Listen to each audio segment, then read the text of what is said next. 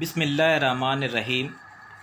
میں ادب کا طالب علم آفتاب احمد حلقہ ارباب ذوق کا بے حد شکر گزار ہوں کہ انہوں نے مجھے جشن ڈاکٹر سعادت سعید کے حوالے سے گفتگو کا موقع دیا۔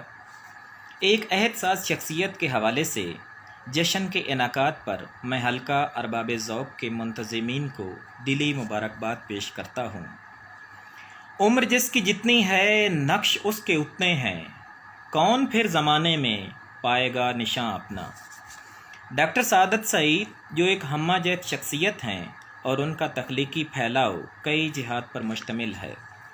ڈاکٹر سعادت سعید ادبی دنیا میں ایک ممتاز شاعر، محقق، نقاد اور مترجم کے طور پر جانے جاتے ہیں۔ ڈاکٹر سعادت سعید کا بنیادی حوالہ ان کی شاعری ہے۔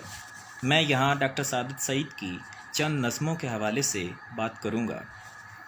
ڈاکٹر سعادت سعید کی شاہکار نظم شطرنجی کی بازگشت میں استعاراتی نظام، کامل معنوی تشکیل اور شعری آہنگ کا خوبصورت مزاج دیکھنے کو ملتا ہے۔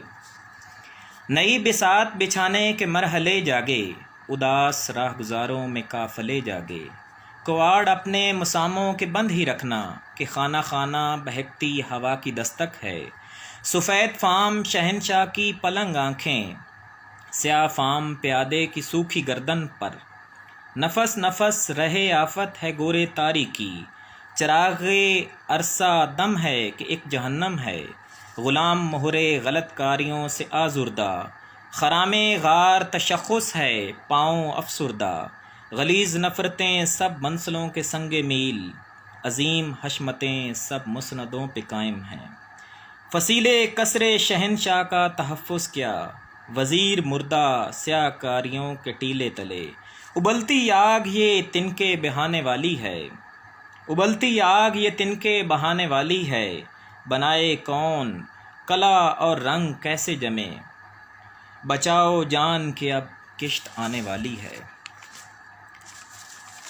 نظم جام لو چھوم لو میں شاعر لسانی تشکیلات، جدید حسیات، تجسس اور حیرت کا شاندار تجربہ پیش کرتا ہے۔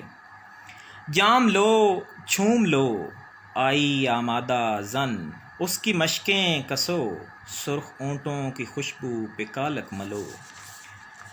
اسی طرح نظم خود ساختہ دکھوں کی اقلیم میں شاعر زندگی اور موت کی بات کرتا ہے تو موت پر زندگی کو ترجیح دے کر موت کے شکست کا اعلامیہ پیش کرتا ہے۔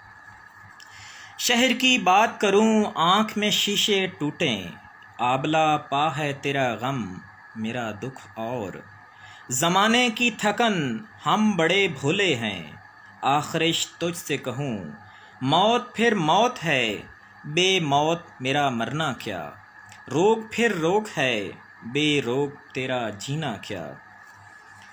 اسی طرح داخلیت اور خارجیت کی اثر اندازی اور عمیق کرب کی عکاسی کرتی ہوئی نظم آنکھ بینائی سے محروم ہے۔ ملاحظہ فرمائیں۔ میں سمندر ہوں تیرا چاند، میرے سینے پہ چمکا تو ہر ایک ہستی پہ طوفاں برسا، میں تیرا چاند تیری آنکھ سے چھلکا تو مناظر میں شب تیرا کا خنجر اترا۔ ڈاکٹر سعادت سعید کی شاعری کا پھیلاؤ قومی سطح پر یا قومی موضوعات پر محدود نہیں ہے، بلکہ ان کی شاعری کا پھیلاؤ بین الاقوامی تناظر کا حصہ بن جاتا ہے۔ کشمیر اداس ہے سے ایک بند ملاحظہ فرمائیں۔ نہ جانے گلابوں کی خوشبو سے محروم مظلوم وادی پہ سورج کی روشن شعاؤں کے وہ کارواں اب تلک کیوں نہ اترے کہ جن کی تمازت سے جھیلوں میں آزاد بجروں کے موسم چہکنے لگیں گے۔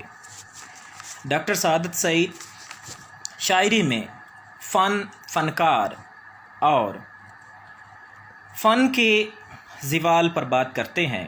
ڈاکٹر سعادت سعید کی نظم کولو کے بیل فن اور فنکار کے حوالے سے ایک شاہکار نظم ہے۔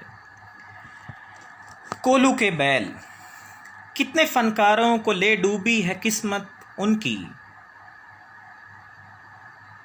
اپنے طالاب کو جس شخص نے دنیا جانا، اپنے طالاب کو جس شخص نے دنیا جانا، اس کو کلثم کی خبر ملتی تو کیسے ملتی؟